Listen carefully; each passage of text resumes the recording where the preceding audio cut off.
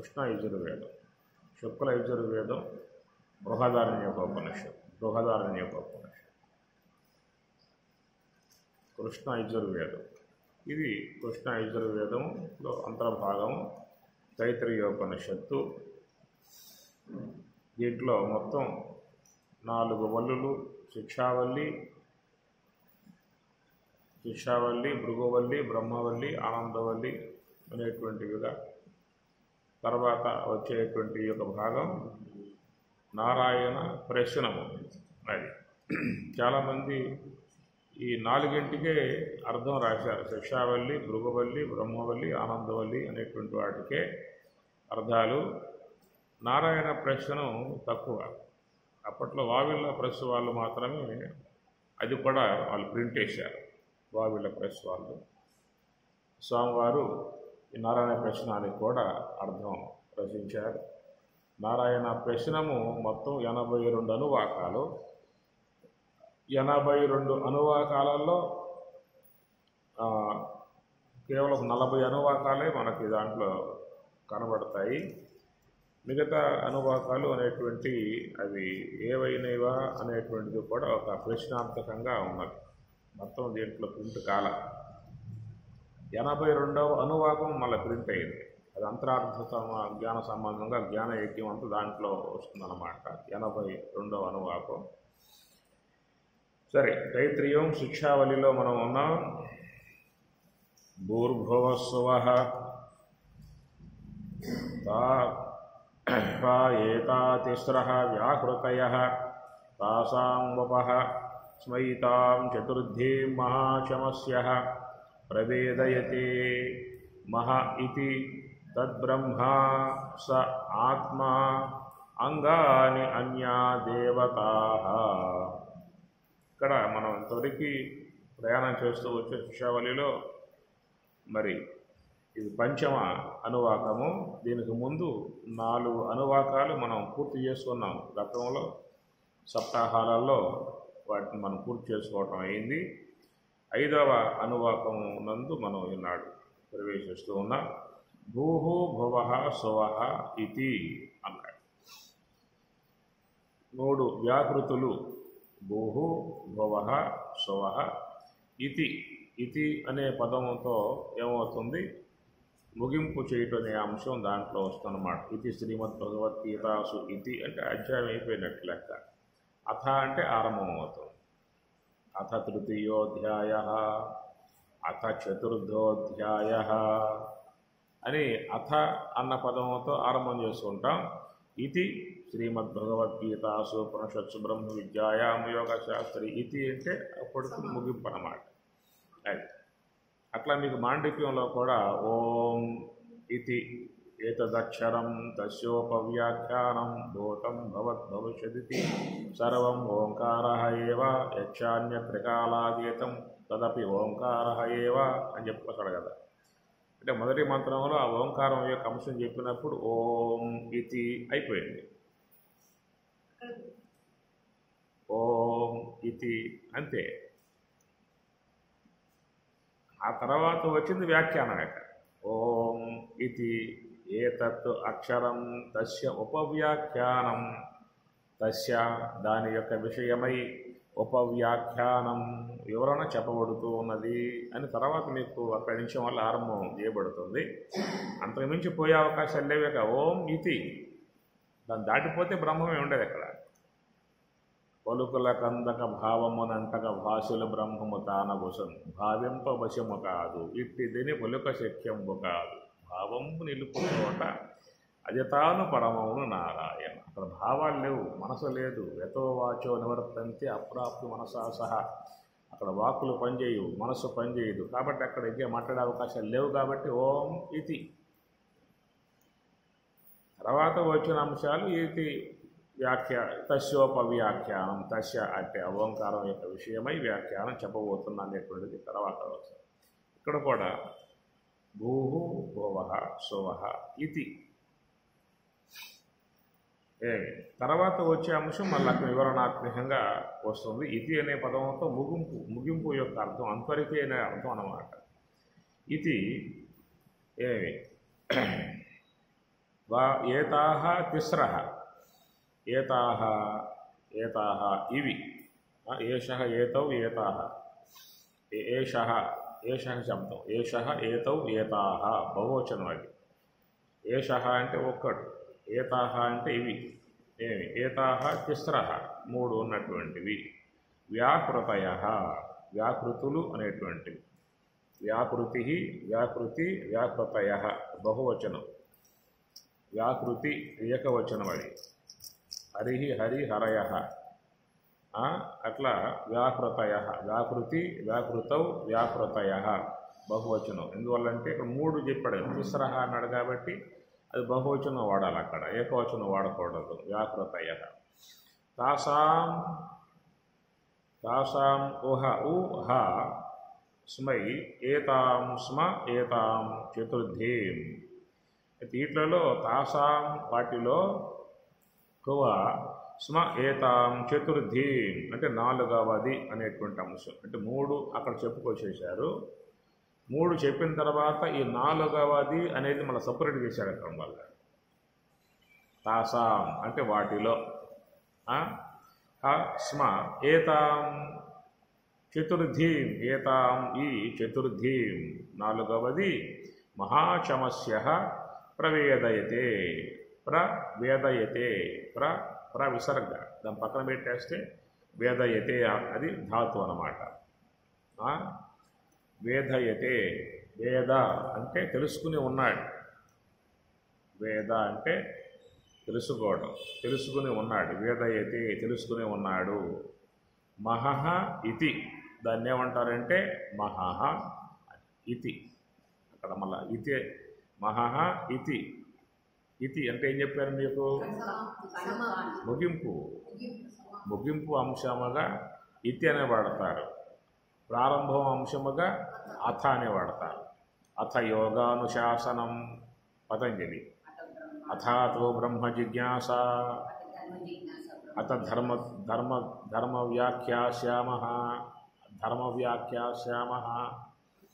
ఇట్లా మనకి వైశేషికములో యోగములో సాంఖ్యాల్లో కూడా ఇట్లాగే వాడతారు అన్నమాట ఇదే అథ అనే పదంతో ఆరంభం అనేది వస్తుందన్నమాట ఇతి మహః ఇతి అన్నాడు ఇది మహః అనాలి ఎందుకంటే మహః అనే కాడ విసర్గ లోపిస్తుంది అచ్చులు పరమైనప్పుడు విసర్గ లోపిస్తుంది అన్నమాట విసర్గ లోపసంధి అంటారు కొన్నిసార్లు విసర్గ సా ఉంటే సాగా మారుతుంది షా ఉంటే షాగా మారుతుంది కాక పాపాలు పరమైనప్పుడు విసర్గ లోపించదు దుఃఖం దుఃఖం మధ్యలో విసర్గ ఉంటుంది అక్కడ దుఃఖం కాదు ఎందుకు విసర్గ అంటే పక్కన కా ఉంది కాబట్టి కా పరమైతే విసర్గ లోపించదు పా పరమైన విసర్గ లోపించదు ఈ అచ్చుల పరమైతే విసర్గ లోపిస్తుంది అక్కడ విడదీసినప్పుడు మహః అని అనాలి మహా అనకూడదు మహః ఇతి ఈ తద్బ్రహ్మ ప్రవేదయతే మహాచమస్య మహాచమస్సుడైనటువంటి యొక్క ఆ మహర్షి ప్రవేదయతే తెలుసుకుని ఉన్నాడు ఆ తెలుసుకుని ఉన్నటువంటి యొక్క ఆయన మహః ఇతి దాన్ని మహః అంటారని చెప్పి అన్నాడు ఆ మహః అనేది ఏమిటాయంటే తద్బ్రహ్మ మహః తద్బ్రహ్మ ఎక్కడైనా బ్రహ్మ అనే పదం వచ్చినప్పుడల్లా నీకు తత్ అనే పదం వాడాల్సిందే సర్వనామ పదం తత్ అనేటువంటిది ఏమి అక్కడ సర్వనామ పదాలు మూడు ఉన్నాయి కదా అకారాంతం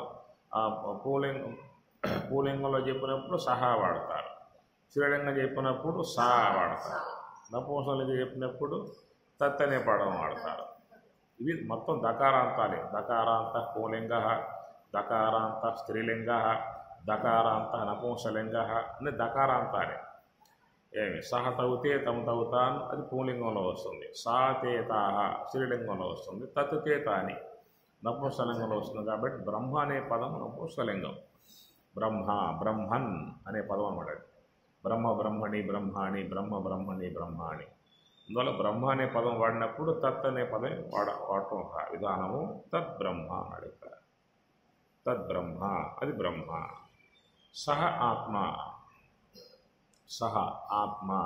ఆత్మ అనేటువంటి యొక్క పదం పుంలింగం కాబట్టి ఆత్మ, ఆత్మనౌ, ఆత్మనః, ఆత్మనం, ఆత్మనౌ, ఆత్మనః, ఆత్మన, ఆత్మభ్యం, ఆత్మభిః, ఆత్మనే, ఆత్మభ్యం, ఆత్మభ్యః, ఆత్మనః, ఆత్మభ్యం, ఆత్మభ్యః, ఆత్మనః, ఆత్మనోః, ఆత్మన, ఆత్మని, ఆత్మనోః, ఆత్మసు. రాజేశ్వరి, ఇది నాకు అప్పచెబుతా వచ్చే సంవత్సరం కల్లా. ఆత్మన శబ్దం అప్పచెబుతావా? చెప్పాగా నీకు. ఆత్మ, ఆత్మ, ఆత్మనో, ఆత్మనః, ఆత్మనం, ఆత్మనో, ఆత్మనః, ఆత్మన, ఆత్మభ్యం, ఆత్మభిః, ఆత్మనే, ఆత్మభ్యం, ఆత్మభ్యః, ఆత్మనః, ఆత్మనోః, ఆత్మనం, ఆత్మని, ఆత్మనోః, ఆత్మసు. ఇది మొత్తం మీకు గీత 6వ అధ్యాయంలో వస్తుంది. ఉద్ధరేదాత్మనాత్మానం ఆత్మానం సాధయత్వ ఆత్మన్యేవాత్మన బంధురు ఆత్మైవరిపురాత్మన బంధురాత్మ ఆత్మనస్తస్య ఆత్మైవ ఆత్మన. ఆడ స్వామి గారు శబ్దం అంతా అని చూపించేశాడు. ఏకవచనము, ద్వివచనము, అన్ని ఏకవచనాలే దాంట్లో. అంటే ప్రథమ భక్తి, ద్వితీయ భక్తి, తృతీయ భక్తి, చతుర్థి భక్తి, పంచమ భక్తి, సప్తమ భక్తి, షష్ఠీ భక్తి, మొత్తం దాంట్లో నీకు అసలు అవే ఉంటాయి మొత్తం కూడా. ఉద్ధరేదాత్మనాత్మానం ఆత్మానం అవసాదేతు ఆత్మన్య ఆత్మనా తుష్ట. స ఆత్మ, సహ ఆత్మ. స అతి ఆత్మ, ఆత్మ. అంగాని అన్య దేవతాః. అంగాని సహ ఆత్మ అట్టి ఆత్మకు అంగాని అన్య దేవతాః. అన్య వేరుగున్నటువంటి యొక్క దేవతాః. ఈ దేవతలందరూ కూడా ఆత్మకు అంగాని. అది అంగం, అంగే, అంగాని బహువచనం. అది జ్ఞానం, జ్ఞానే, జ్ఞానాని. ఇంద్రియం, ఇంద్రియ, ఇంద్రియాణి. అంగం, అంగే, అంగాని. అది ఇక్కడ భూర్భువస్సువః ఇతి వా ఏతాః తిస్రః వ్యాకృతయః. వ్యాకృతయః వి ఆకృతయః వ్యాకృతయః. వి ఆకృతయః వి ఆకృతయః వ్యాకృతయః. అంటే వి అనేది ఉపసర్గ. ఆ ఉపసర్గలు చాలా వాడకంలో ఉంటాయి. సంస్కృత భాషలో చాలా వరకు ఆ ఉపసర్గలను ప్రయోగిస్తారు. ఉపసర్గలు మొత్తం 26 ఎన్నో ఉన్నాయన్నమాట. వాటిని సందర్భానుగుణ్యంగా వాటిని ఉపయోగిస్తారు. భాషక యొక్క గ్రంథకర్తలు వాటిని ఉపయోగిస్తూ ఉంటారు. ఇప్పుడు జ్ఞానం అనేది ఉందనుకోండి, అక్కడ కొంచెం ఎక్కువసేపు చూపించాల్సి వచ్చినప్పుడు సు పెడతారు, సుజ్ఞానం అని చెప్పని అంటారు. లేదు సుకు బదులు వి పెడతారు, అప్పుడు విజ్ఞానం అవుతుంది. వ్యతిరేకార్థం రావాల్సి వస్తే ఆ పెడతారు, అజ్ఞానం అవుతుంది. లేదా ప్రా పెడతారు, దాని ప్రజ్ఞానం అవుతుంది. ఇట్లా ఉపసర్గలు సందర్భానుగుణ్యంగా వాళ్ళు వినియోగింపజేసే విధానం ఉంటుందన్నమాట. తద్విధి ప్రణిపాతేన పరిప్రశ్నేన సేవయ. తద్విధి ప్రణిపాతేన అని పెట్టాడు అక్కడ. ఉపసర్గ, నీ ఉపసర్గ, ప్రణి పాతేన అది ధాతు అన్నమాట. పతతి పడుట, పతతి. ప్రణిపాతేన ప్రణిపతతి, పతతి పతత పతంతి, పతసి పతత పతత, పతామి పతావహ పతామహ. ధాతువులు కూడా మొత్తం 100 రూపాయలు వస్తే నీకు ఆ ధాతు వచ్చినట్లు. దాని లట్టు, లిట్టు, లుట్టు, లుట్టు, లోటు అని 5 ఉంటాయి. లంగ్, లింగ్, లుంగ్, రుంగ్, లోంగ్ 5 ఉంటాయి అన్నమాట. మొత్తం ఈ 10 రూపాయలలో ఉంటుంది ఆ ధాతు అన్నమాట. గచ్చతి అనేది నీకు రావాలంటే ఈ 10 ఒక్కొక్కటి 9, 10 9లు 90 రూపాయలు నీకు వస్తే నీకు ఆ ధాతువు నీ చేతికి వచ్చినట్లు. గచ్చ అనే ధాతు, గమ్ల గతవు. గచ్చతి, గచ్చత, గచ్చంతి, గచ్చసి, గచ్చత, గచ్చత, గచ్చామి, గచ్చావహ, గచ్చామహ అనేటువంటి లట్టు, లిట్టు, లుట్టు. వర్తమాన లెట్, అది వర్తమాన లెట్టు, భూతేలు చాలా పెద్ద గొడవలే. దాంట్లో మనం పోతే కుదురు వ్యవహారం కాదు. అందుచేత ఇక్కడ ఈయన అంగాని అన్య దేవత వ్యావృతయ వి ఆకృతయ విడదీసి ఏమవుతుంది? వి ఆకృతయ, ఆకృతయ. ఈ ఆకృతయ అనేటువంటి విషయంగా స్వామివారు ఇక్కడ చాలా చక్కగా మంచి అర్థాలను కూడా చెప్పుకొచ్చారు. వ్యాక్రియతే ఉచ్యతే ఇది వ్యాకృతయ వ్యాహారః హృన్ హరణే వ్యాక్రియతే ఉచ్యతే పలుకబడునది ఇది వ్యవహారము వ్యాహరణం ఉచ్చారణం తద్విషయత్వాత్ వ్యాకృతిత్వం వ్యాహరణం ఉచ్చారణం పలుకుట తత్తు ఆ శబ్దమునకు విషయత్వాత్ విషయమొకట వలన వ్యాకృతిత్వం కఠిన పదము వాచకము ఆ పదమునకు సరి అయిన సులభ పదము వాక్యము అర్థమైన వెంటనే మనం అంతఃకరణ వృత్తి ధరించిన ఆకారమే వాక్యము విషయము వాచ్యార్థము ఇదియే వ్యాకృతి. అక్కడ లాక్కొచ్చారు సార్. ఇదియే వ్యాకృతి సులభ పదముగా వాచకము వాచ్యము వాక్యము యొక్క సంబంధ వాచ్యార్థం అని స్వామి చెప్పటం. హరిణము అంటే అది కఠిన పదం, సంస్కృత పదం. అది జంక అనేది మన యొక్క వ్యవహార పదం, తెలుగు పదం. ఆ జంక అనేటువంటి యొక్క పదం వినగానే మన మనసులో ఏమవుతుంది, తత్సంబంధ ఆకారం గోచరిస్తుంది. హరిణము అన్నప్పుడు మనకి ఆ పదం యొక్క సంబంధ అర్థం తెలియదు కాబట్టి ఆకారం గోచరించే అవకాశం లేదు. సంస్కృత భాష మాట్లాడుకునే వాళ్ళకి మళ్ళీ సులభవాదం అది వాళ్ళకి మళ్ళీ వాచకమే. అది వాచకము వాచ్యము వాచ్యార్థము అని స్వామి చెప్తూ ఈ వాచ్యార్థ సంబంధమై ఉన్నటువంటి యొక్క అంశమే ఏం చెప్పారు, వ్యాకృతయ. దానికి ఇక్కడ చాలా కొంచెం దీని బాగా మనం స్వామి గారు చాలా క్రిటికల్గా ఎంత లోతుగా ఉన్నటువంటి యొక్క విషయంగా లాక్కెళ్తూ ఉన్నాడు. మనంగా చూడలేము, మనంగా పోలేము. ఆయన కన్నిస్తే కదా సర్వస్వలోచనం శాస్త్రం, శాస్త్రం కన్ను కాబట్టి ఇక్కడ వ్యాకృతయ అని చెప్పన్నప్పుడు స్వామి చెప్పిన అంశం ఏంటంటే మనకి స్థూలదేహము జాగ్రత్త అవస్థ విశ్వడు విరాట్ ఓత సద్యోజాత మొహము ఈ యొక్క ఇది వ్యాకృతయ. ఒక ఆవృతముగా ఉన్న భాగాన్ని వ్యాకృతయ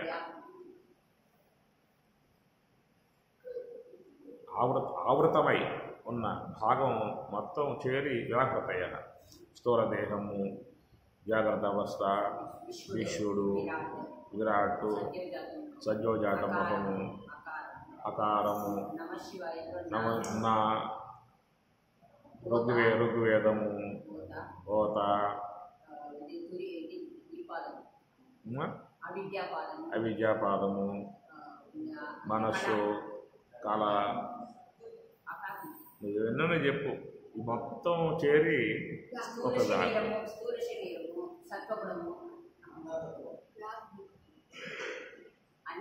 ఇవన్నీ చేరి ఇక్కడ భూహు వ్యాకృతి భువః వ్యాకృతి సువః వ్యాకృతి.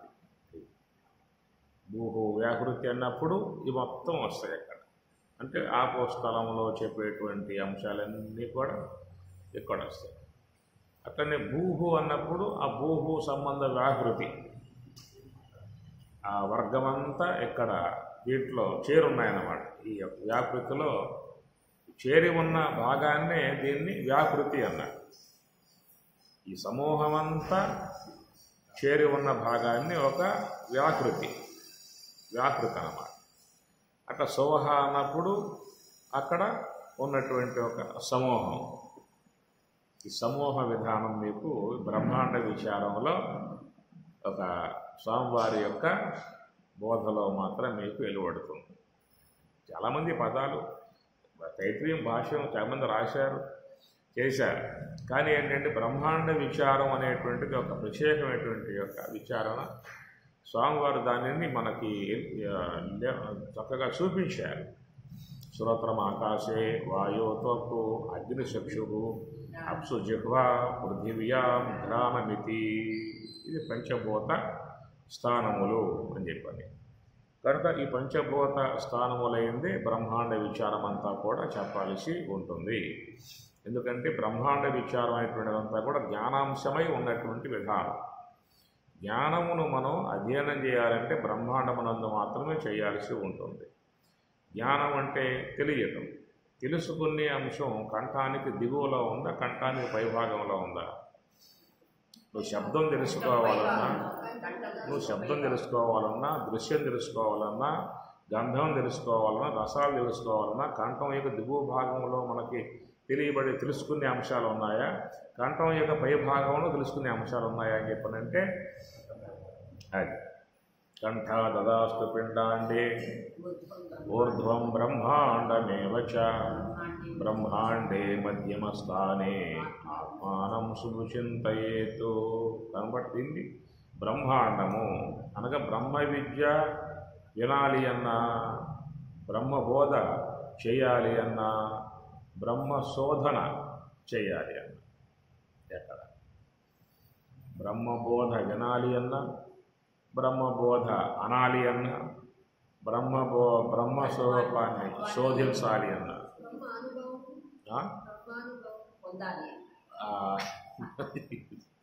బ్రహ్మానుభవం పొందాలన్న ఇక్కడే భ్రువోర్मध्ये ప్రాణం ఆవేశ్య సమ్యక్ సహ తం పరం పురుషం ఉపయేతి దివ్యం అన్నది గారు వాదన. కూర్చుంది చెరువులో వచ్చి కూర్చుంది, వదిలిపెట్ట. స్వామి అంగుష్టమాత్ర పురుష జరిగింది మన బెంగళూరులో. దాని మీద వారం పెట్టుకున్నాం. 2 శ్లోకాలు దాంట్లో వస్తాయి కదా. అంగుష్టమాత్ర పురుష జ్యోతి అది రెండో శ్లోకం. అంగుష్టమాత్ర పురుష మధ్యే ఆత్మని తిష్టతి ఈశానః భూతభవ్యస్య తతో న విజుగుప్సతే. అంగుష్టమాత్ర పురుష జ్యోతి ఇవ అధూమకః ఈశానః భూతభవ్యస్య. క ఉ వేదసహ రెండో మంత్రం వస్తుంది. మీకు దీని మీద కనీసం వారం చెప్పుకోవచ్చు. అప్పుడు మీకు ఎన్నది రాజేశ్వరి అంతా ఏంటుంది, మళ్ళా వచ్చి కూర్చుంటుంది. లేదు పడుతుంది మొత్తానికి. అంగుష్టమాత్ర పురుష. అంగుష్టం అంటే బొటనాగ్రేయులంట. అంటే భగవంతుడు ఎంత ఉన్నాడు? అంగుష్ట మాత్రం అంతా అని మనకి ఇది మీద మనకు చాలా ఆటల్లో చెప్పుకోవడం జరుగుతూ ఉంటుంది. దాంట్లో ఏమన్నాడంటే మంత్రంలో అంగుష్ట మాత్ర పురుష మధ్యే ఆత్మని తిష్టతి. మధ్యే ఆత్మని తిష్టతి. ఆత్మని తన యొక్క సప్తవిభక్తి వచనం తిష్టతి ఉన్నాడు. మధ్యే ఆత్మని తిష్టతి. ఈశానః భూతభవ్యస్య. ఈశానః ఈశ్వరుడు, భూతభవ్యస్య. ఇది మేము బాగా మనం చర్చించాం. ఈ మీద కూడా ఈశానః భూతభవ్యస్య. భూతకాలానికి భవిష్యత్తు పదార్థాలకి ఈశానః శాసకుడు. ఈ పదం మీద చాలా పోయిన సబ్జెక్ట్ మనకి. ఈశానః భూతభవ్యస్య. భూతం అంటే జరిగిపోయింది, భవ్యస్య అంటే జరగబోయేది. జరగబోయేది జరిగింది. వాటికి ఆయన ఈశానః ప్రభువు. ఆయన అధీనంలోనే రెండు ఉన్నాయి. భూతకాలం కానీ భవిష్యత్తుగా రెండు కూడా ఆయన అధీనంలోనే ఉన్నాయి. అంటే ఏమిటి అర్థం? అప్పుడు చెప్పుకున్నాం అంటే రాబోయేటువంటి ఏదైతే ఉన్నదో విశ్వ పదార్థాలు, జీవుల యొక్క నిర్ణయాలన్నీ కూడా ఆయన చేతుల్లో ఉన్నాయి. ఏ జీవులైతే శరీరాలు వదిలిపెట్టి గతించి ఉన్నటువంటి ఉన్నాయో వాళ్ళ యొక్క విధాన శాసనం అంతా కూడా ఆయన చేతుల్లోనే ఉన్నది. రాబోయేదేదో మనకు తెలియదు, జరిగిపోయిందేదో అది గతించింది. అది మన యొక్క దృష్టి విధానం. ఆయన అధీనంలో రెండు ఉన్నాయి. గతించిన జీవులు ఆయన అధీనంలోనే ఉన్నాయి. జరగబోయేటువంటి కాలమాన వ్యవహారం అంతా ఆయన అధీనంలోనే ఉన్నది. కాబట్టి ఈశానః భూత భవ్యస్య. భూత భవ్యస్య. అయితే భూత భవ్యస్య అన్నప్పుడు మరి వర్తమాన కాలం లేదా? వర్తమాన కాలం వాడలేదు. మరి అది లేదా? భూత భవ్యస్య ఈశానః భూత భవ్యస్య. వర్తమానం ఏమైపోయింది అక్కడ? ఈశాన అన్నప్పుడు వర్తమానం అంటే ఆయనే. వర్తతే అంటే ఉండుట. వృత్తు వర్తనే. వర్తతి అంటే ఉన్నది. వర్తమానం. వర్తమానం పదం వాడుతున్నాము. అసలు అర్థం ఏంటంటే వృత్తు వర్తనే ఉండుట. ఉన్నదెవరు? ఆయనే. ఇప్పుడు వర్తమాన కాలం అనే పదం వాడతాం కదా. వర్తమాన కాలం అని అన్నప్పుడు అంటే ఒక గంట సమయం చేరి వర్తమాన కాలమా? ఎంత? ఒక గంట సమయం చేరి వర్తమాన కాలమా? గంటలో 60 నిమిషాలు ఉన్నాయి. 60 నిమిషాలలో అటుపోయింది భవిష్యత్తు అయిపోతుంది.